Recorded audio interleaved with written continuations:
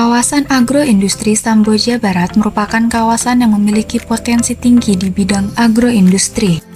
Kawasan ini terdiri dari dua kelurahan, yaitu Kelurahan Sungai Merdeka dan Margomulyo. Luas kawasan agroindustri ini sebesar 128,39 hektar dengan berbatasan dengan Kecamatan Loajanan di sebelah utara, Kecamatan Muara Jawa di sebelah timur, Kota Balikpapan dan Kabupaten PPU di sebelah barat, dan Selat Makassar di sebelah selatan.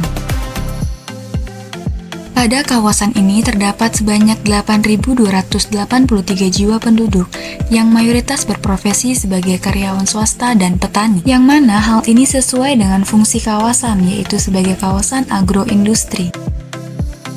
Pada kawasan ini terdapat beberapa industri yang mengolah hasil agropolitan, seperti Laukawar yang memproduksi olahan jipang sorghum dan telur Borneo Super, Tarigan Agribisnis and Farm yang memproduksi daging ayam frozen, serta Wahab Green Urban yang memproduksi produk jamu-jamuan.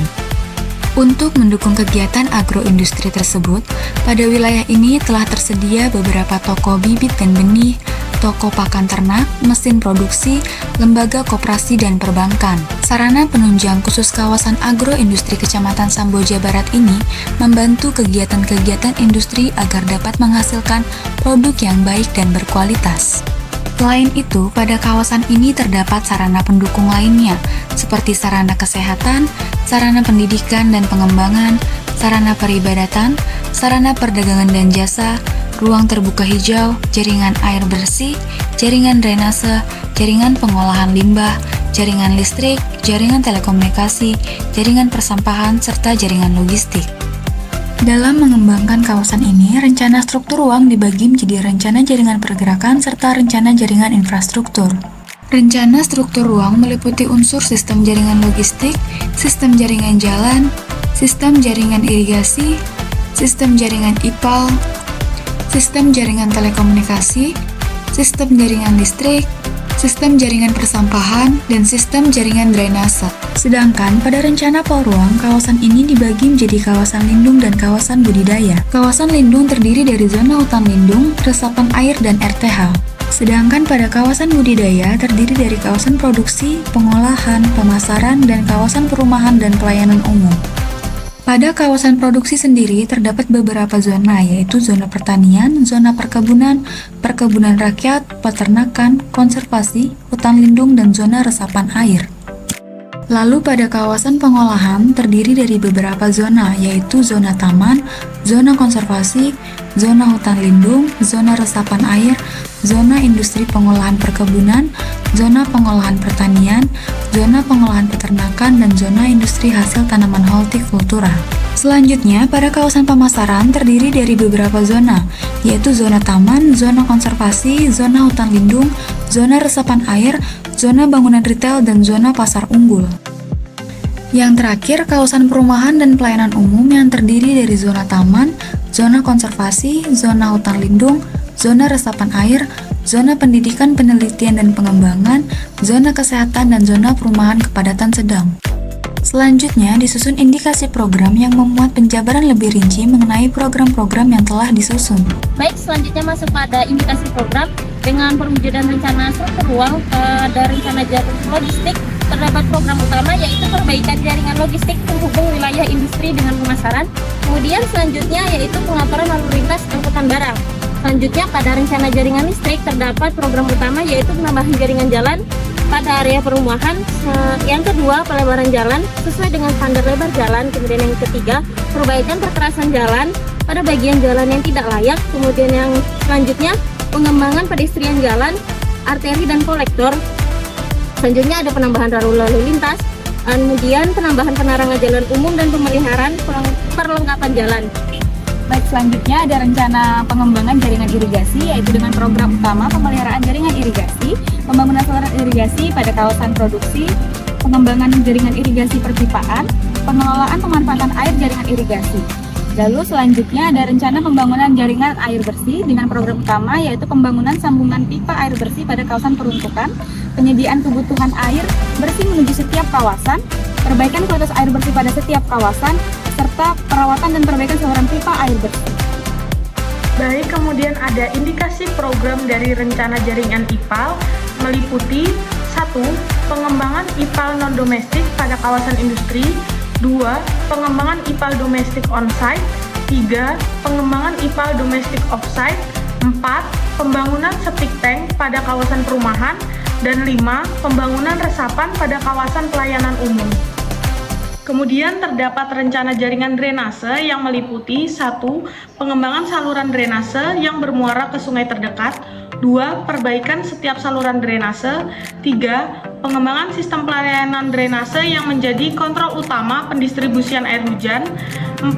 Pengembangan sistem pelayanan drainase sampingan berupa drainase sekunder dan tersier.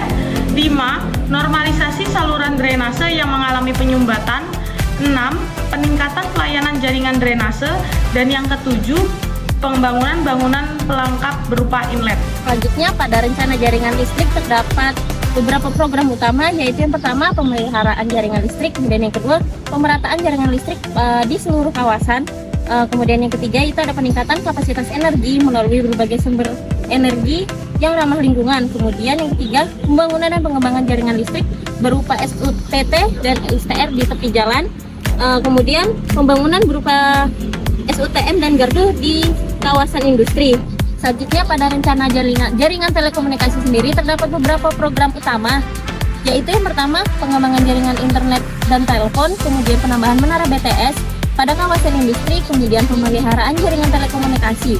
Kemudian pada rencana jaringan persampahan sendiri terdapat beberapa program utama. Yang pertama yaitu ada pengembangan sistem pengangkutan sampah, kemudian ada penambahan TPS di seluruh wilayah dengan sistem pemilah sampah, kemudian ada pengadaan TPA dengan sistem kontrol landfill, dan yang terakhir yaitu ada pengadaan alat pengangkut sampah di setiap wilayah. Baik, selanjutnya terdapat perwujudan rencana pola ruang, di mana pada rencana pola ruang ini terbagi menjadi dua zona, yaitu yang pertama zona lindung dan yang kedua zona budidaya. Yang pertama terdapat zona lindung, yaitu pada hutan lindung dengan program utama rehabilitasi hutan lindung melalui penerapan teknik konservasi lahan. Kemudian pada zona perlindungan terhadap kawasan bawahannya memiliki program utama penyediaan daerah resapan air. Selanjutnya pada ruang terbuka hijau memiliki program utama mengoptimalkan fungsi dan manfaat RTH, mengembangkan RTH berupa taman kelurahan dan mengembangkan buffer industri. Selanjutnya terdapat zona budidaya, di mana pada zona ini terbagi menjadi 4 kawasan. Yang pertama yaitu kawasan produksi dengan program utama pengembangan zona pertanian LP2B, pengembangan kawasan perkebunan rakyat dan juga perkebunan besar, pengembangan kawasan hasil produksi ternak ayam, hasil produksi ternak sapi, dan hasil produksi ternak ikan. Kemudian rehabilitasi pertanian dan perkebunan melalui perbaikan lahan non-produktif menjadi lahan produktif. Selanjutnya, mekanisasi pertanian dan perkebunan melalui mesin terbarukan. Kemudian, intensifikasi pertanian dan perkebunan dengan kegiatan pengolahan tanah, pengairan teratur, pemilihan bibit unggul, pemupukan, pemberantasan hama, dan penyakit tanaman. Selanjutnya, penggunaan teknologi untuk meningkatkan hasil kualitas ternak, dan penyelenggaraan program pelatihan serta pendidikan bagi peternak, dan juga perbaikan kualitas kandang dan lingkungan ternak. Selanjutnya ada kawasan pengolahan yang memiliki program utama, yaitu yang pertama pengembangan kawasan industri penggilingan padi untuk pengolahan hasil tanaman pangan. Yang kedua, ada pengembangan kawasan industri olahan produk herbal untuk pengolahan hasil serbuk tanaman obat. Selanjutnya, ada pengembangan kawasan industri pertanian hortikultura untuk pengolahan hasil tanaman hortikultura. Lalu ada pengembangan kawasan industri pengolahan hasil buah naga untuk dijadikan produk keripik buah naga. Selanjutnya, ada pengembangan kawasan industri pengolahan hasil buah durian untuk dijadikan selai durian. Lalu ada pengembangan kawasan industri hasil pengolahan buah kelapa sawit untuk dijadikan minyak. Selanjutnya, ada pengembangan kawasan industri pengolahan hasil ternak telur ayam untuk dijadikan frozen food dan menghasilkan telur. Lalu ada pengembangan kawasan industri pengolahan hasil ternak sapi dan ikan untuk dijadikan olahan daging. Lalu ada pengembangan kawasan industri pengolahan limbah pabrik untuk mengolah hasil limbah kegiatan industri. Selanjutnya, ada penggunaan teknologi tepat guna dalam pengolahan hasil produksi. Lalu yang ke-11 ada pengadaan pusat teknologi pengembangan pengolahan hasil produksi. Lalu yang ke-12 ada peningkatan prosedur pengolahan produk agroindustri. Yang terakhir ada pengadaan pemeliharaan rutin, perawatan, dan perbaikan alat pengolahan untuk kinerja optimalisasi pengolahan agroindustri. Kemudian ada indikasi program zona budidaya kawasan pemasaran meliputi 1.